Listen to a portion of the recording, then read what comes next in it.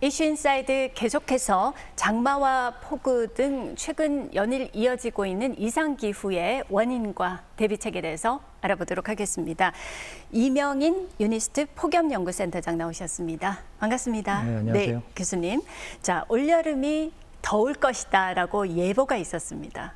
그런데 예상과 다르게 긴 장마가 이어졌고요. 그리고 폭우가 이어지고 있는데 도대체 왜 이런 것인가요? 네, 많이 좀 당황을 좀 하셨을 것 같습니다. 저희도 네네. 전문가로서 굉장히 당황을 많이 했습니다.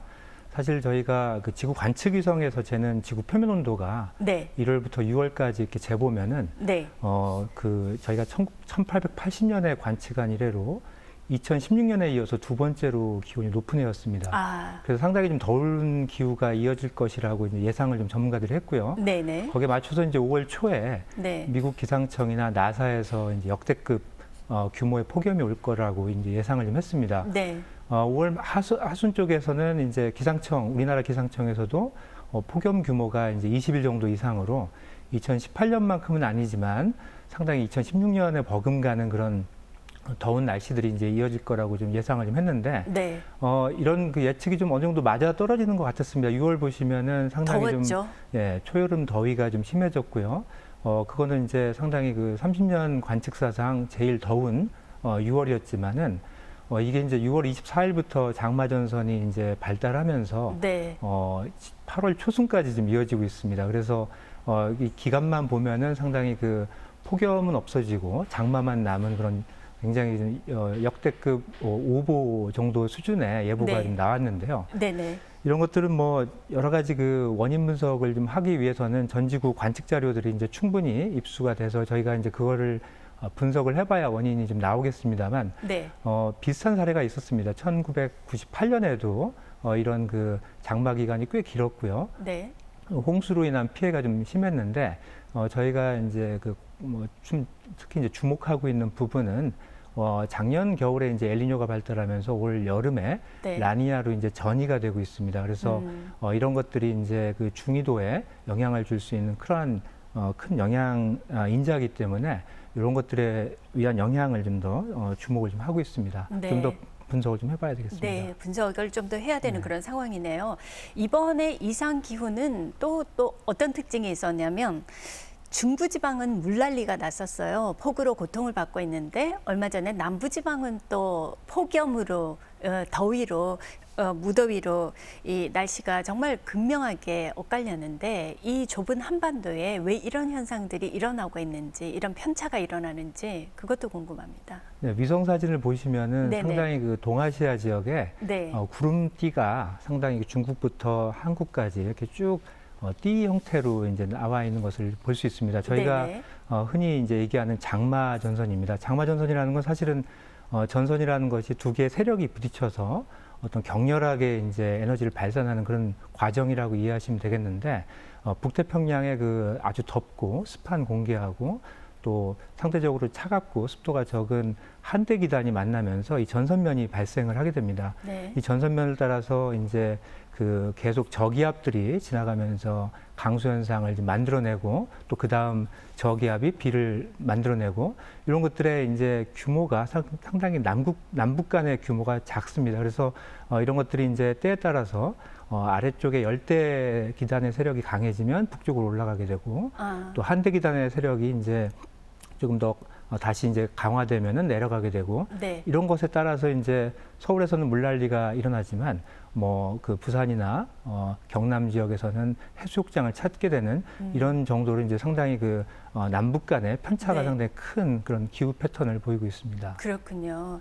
이 올여름에 뭐 나사를 포함한 전 세계적으로 폭염을 예보를 했었지만 그게 벗어났고 그래서 이제 지금은 여러 가지로 조사를 하고 있다라고 얘기를 하셨는데 뭐 그것도 그거지만 사실 우리나라 사람들이 기상청에 대한 불신이 좀 상당히 높더라고요. 얼마 전에 보니까 노르웨이 기상청이 탑으로 떠서 봤더니 사람들이 이제 우리나라 기상청을 이용하지 않고 다른 나라 뭐 BBC나 노르웨이 기상청을 이용한다고 하는데 왜 이렇게 예보가 자꾸만 벗어나는 건지 우리나라만 문제인지 궁금한 게 참 많네요. 저도 그 기사를 좀 네네네. 봤습니다. 기사를 봤는데 네. 사실 뭐 노르웨이나 이런 외국 기관이 우리나라 예보에 대해서 어느 정도 공을 들여가지고 예보를 생산하는지는 모르겠습니다. 상당히 좀 우연의 일치라고 좀 봐지고요. 네. 사실 뭐 기상청의 예보 정확도를 보시면은 봄, 여름, 가을, 겨울 중에 여름이 가장 좀 정확도가 낮아집니다. 아. 한 70% 이하로 떨어지는 그 정도의 수준인데 네. 여름을 이제 보시면 사실은 뭐 집중호우도 있고 태풍이나 뭐 장마 그리고 폭염 같이 굉장히 다양한 하지만 상당히 역동적으로 변하는 그런 날씨들이 다 포함이 돼 있기 때문에 네. 상당히 그런 것들에 대한 예측이 기술적으로 좀 어려운 부분이 있습니다. 저희가 현대적으로 기상 예보를 하는 방식은 수치예보라는 표현을 쓰고 있습니다. 수치예보라는 거는 네. 날씨를 지배하는 방정식을 이제 슈퍼컴퓨터에 입력을 해서 그걸 가지고 이제 미래를 예측하는 그런 방식이 되겠는데요. 이런 것들에 대한 예보 정확도가 아주 떨어지는 이유는 몇 가지를 좀 들 수 있습니다. 첫 번째 이유는 저희가 아주 정확한 초기 조건, 대기 상태를 주지 못하는 데 좀 한계가 있는데요. 네. 뭐 인공위성도 있고 여러 가지 지상 관측도 있고 상당히 다양한 정보들이 충분한 거 아니냐라고 뭐 물어볼 수도 있겠지만 사실 요번에도 저희가 예보가 특히 이제 어려운 부분은 아시다시피 이제 뭐 아주 호우가 온다고 했는데 강수 규모가 예상보다 적게 오거나 네. 아니면 뭐 생각보다 굉장히 많은 양의 비가 일시에 내리거나 이런 강수의 양에 대한 예보가 상당히 좀 어려웠습니다. 네. 이런 부분들은 사실 구름 안에 이제 물이나 이 빙정 같은 것들이 얼마만큼 좀 존재하는지 이런 것들에 대한 관측 정보가 없기 때문에 그런 정확한 초기 상태를 이제 주지 못하는 그런 데서 기술적인 한계가 있습니다. 네. 또 하나는 뭐 날씨 방정식, 지배 방정식의 이제 불안전성이 있는데요. 뭐 아시다시피 저희가 이제 미지수가 2개 있으면은 방정식도 2개가 있어야 정확하게 답을 구할 수 있지 않습니까? 그렇죠. 근데 저희 날씨 방정식은 사실은 미지수의 개수가 방정식 개수보다 많습니다. 그래서 여러 가지 이제 저희가 가정이나 이론 같은 것들을 가지고 네. 미지수를 줄여주게 되는데 그런 과정에서 이제 오차나 경험적인 문제가 좀 생기고요. 마지막으로 이제 예보 모델의 공간 해상도가 있습니다. 저희도 TV에서 보시면은 뭐 네. UHD 방송이라고 해서 아주 해상도가 높은 방송을 보게 되면 상당히 생생하고 정확한 정보를 좀 얻을 수 있지만 네. 해상도 낮게 되면 상당히 뭐 예를 들어 울산 같은 경우에 저희가 예보 모델의 해상도가 10km 정도입니다. 기상청에 쓰는 모델들이. 네. 그렇다면 울산 지역 또한 뭐 몇 개의 이제 격자점 정도로 표현이 되기 때문에 이 안에서 일어나는 집중호우나 이런 특성들을 파악하기 상당히 어려워집니다. 그래서 이런 것들은 결국은 뭐 저희 관측 정보 그리고 이제 슈퍼컴퓨터의 성능이 네. 발달하면서 좀 더 개선이 되고 있고요. 저희가 그런 것들과 이제 발맞추어 나가야 되기 때문에 좀 더 개선의 여지가 아직 많이 필요하다고 생각할 수 있습니다. 네, 앞서 말씀하셨지만 여름에는 여러 가지 기후가 다이나믹하다, 역동적이다 말씀하셨는데 자, 지금 현재 폭우라든지 장마 이런 기후가 언제까지 이어질 것으로 예측을 하고 있습니까?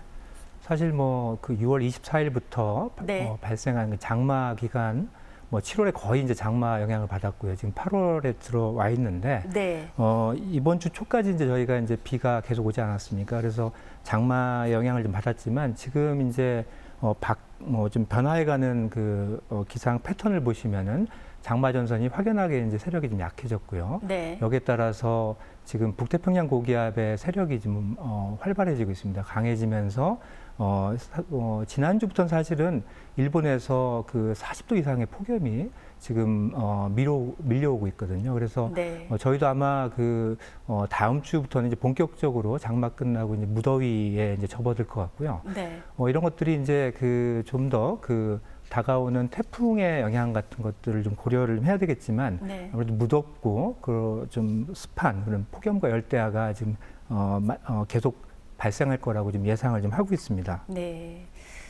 최근 들어서 이상 기온 때문에 이렇게 고통을 받는 일들이 참 많아지는 것 같아요. 그래서 뭐 일반적으로 생각하기를 지구 온난화 때문이다 이런 얘기를 많이 하는데 그래서 지구 기후 변화 또는 기후 위기라고까지 요즘에는 말씀을 많이 하시더라고요. 단순히 지구 온난화 때문에 이런 자꾸 변화들이 일어나고 기후 변화, 기후 위기가 나타나는 건지 어떻게 생각하세요? 요번 이렇게 강수가 좀 길어지는 거, 장마가 길어지는 거를 네. 일부 전문가들은 이제 북극의 온난화나 어떤 그 고위도 쪽에 이제 어떤 온난화가 이런 장마를 좀 더 길게 가져왔다라고 얘기를 좀 하기도 합니다. 그런데 네. 사실 뭐 이런 현상들을 하나하나씩 기후변화 때문이다 아니다라고 이제 직접적으로 대입하기는 상당히 좀 어려운 부분이 있습니다. 저희가 이제 과거를 돌아봐도 1998년이나 2006년 특히 이제 북극의 해빙이 많이 안 녹던 20, 30년 전에도 네. 이렇게 장마 기간이 45일 이상 길었던 경우도 있었습니다. 그때도 이제 장마 네. 지긋지긋하다라는 것들이 이제 뉴스에도 나오고 그랬는데 네. 이런 것들이 이제 계속 좀 반복될 수 있는 패턴이 되겠습니다.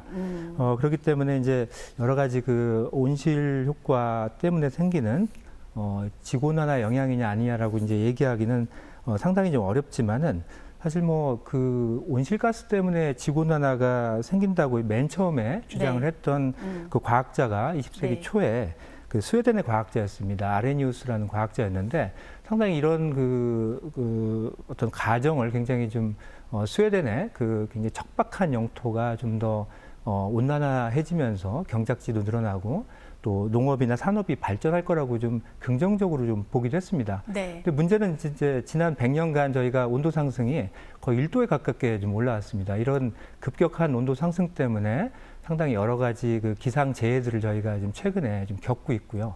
이런 것들이 사실은 기후변화의 담론에서 충분히 그 설명이 좀 가능한 부분이 있습니다.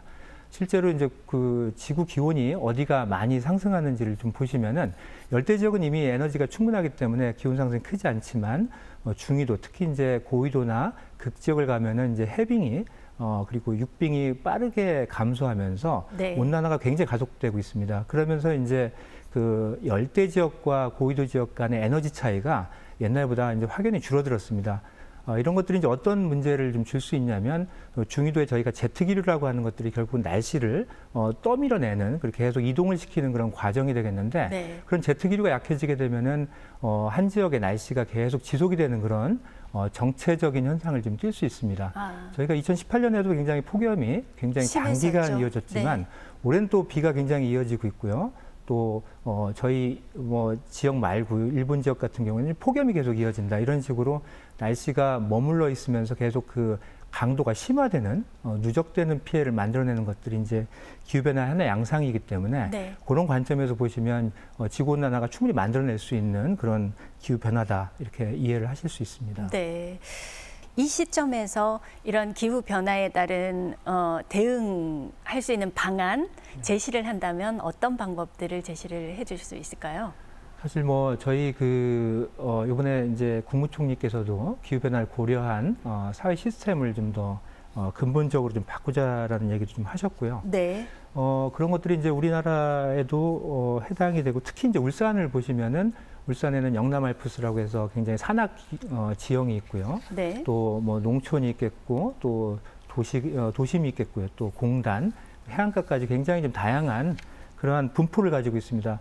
소위 이제 기후변화에 대한 종합백과사전 수준의 취약성을 좀 가지고 있는데요. 이런 것들에 대해서 저희가 이제 좀 더 예전에는 저희가 발생했던 재해를 대상으로 해가지고 뭔가 그 대책을 좀 세웠다고 하면은 네. 지금은 이제 발생할 수 있는 가능성 있는 최고의 수준의 재해 대비해서 저희 대책을 좀 세워야 되겠다고 할 수 있겠습니다. 그래서 여러 가지 뭐 다양한 그 전문가들이 기상학자들뿐만이 아니라 여러 가지 대책을 수립하기 위해서는 전문가들이 범부처적으로 좀 노력을 좀 해야 되겠고요. 네. 그런 것들은 이제 사회 그 영역별로 전문가들의 지혜 그리고 시민사회의 동참이 좀 필요하겠습니다. 네. 이번에 그 폭염연구센터가 유니스트 폭염연구센터가 기상청의 첫 특이기상 연구센터로 지정이 됐더군요. 그래서 이제 앞으로 폭염연구센터가 기상 변화 또 기후 변화에 참 많은 역할을 해야 될 것 같다는 생각이 듭니다. 앞으로 계획이 있다면 어떤 것들이 있을까요? 네, 저희가 기상청의 첫 특이기상센터로 해서 9년간 지원을 받았고요. 네. 2017년부터 저희가 연구를 좀 시작을 했습니다. 저희가 이제 올해 2020년이 2단계 첫 해가 되겠습니다. 저희가 지난 3년간은 그 폭염의 중기예보 시스템을 만드는 데 좀 집중을 했습니다. 그래서 중기예보라는 거는 2주 이내에 폭염이 발생할 수 있는지, 네. 쉽게 말씀드리면 다음 주에 폭염 발생 가능성이 얼마만큼 큰지 이런 것들에 대한 전망을 좀 냈고요. 그런 시스템들을 이제 올해 좀 더 그 시범 운영을 좀 하고 있습니다. 상당히 좀 성과도 좀 거두었고요. 네. 이런 것들은 이제 현재 그 기상청에서 그 단기만 폭염 특보를 기준으로 해서 폭염에 대한 예측 정보를 주는데 이런 없는 서비스를 저희 센터에서 결국은 기상청이 쓸 수 있게 안정적인 기술을 좀 제공을 해서 이런 것들을 이제 국민들이 체감할 수 있는 그런 수준의 예보 정확도를 높이는 그런 폭염 시스템을 만들어야 되겠습니다. 네. 그리고 뭐 좀 더 저희가 아까 뭐 보행자 얘기도 좀 했지만 사실 굉장히 그 도심 안에서도 기온 분포가 상당히 좀 다릅니다. 그래서 이런 것들을 좀 해결하기 위해서 기존의 수치예보 방식이 아닌 뭐 인공지능 기반의 예보 방식이나 좀 더 고해상도의 그 모델을 돌려서 저희가 예측을 하는 그 기법들을 좀 더 개발을 좀 하려고 하고 있습니다. 네. 앞으로 기후 변화에 잘 대비책이 마련될 수 있도록 좋은 연구 부탁드리겠습니다. 함께해 주신 이명인 센터장님 감사합니다.